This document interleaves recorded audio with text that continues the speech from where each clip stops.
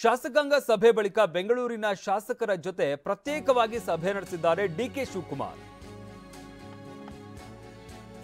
ಇವತ್ತು ಶಾಸಕಾಂಗ ಪಕ್ಷದ ಸಭೆ ನಡೆಸಲಾಯಿತು. ಇದಾದ ಬಳಿಕ ಬೆಂಗಳೂರು ಶಾಸಕರ ಜೊತೆ ಪ್ರತ್ಯೇಕ ಸಭೆಯನ್ನು ನಡೆಸಿದ್ದಾರೆ. ಗ್ರೇಟರ್ ಬೆಂಗಳೂರು ಅಥಾರಿಟಿ ಸಂಬಂಧ ಡಿಕೆಶಿ ನೇತೃತ್ವದಲ್ಲಿ ಶಾಸಕರ ಸಭೆ ನಡೆಸಲಾಗಿದೆ.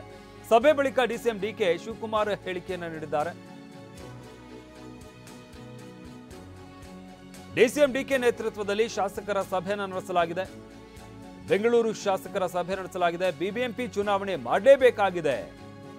ಡಿಕೆ ಶಿವಕುಮಾರ್ ಕೊಟ್ಟಂತ ಹೇಳಿಕೆ ಸಭೆಯ ನಂತರ ಏನು ಹೇಳಿದ್ದಾರೆ ಹಾಗಾದ್ರೆ ಡಿಕೆ ಶಿವಕುಮಾರ್ ಕೇಳೋಣ.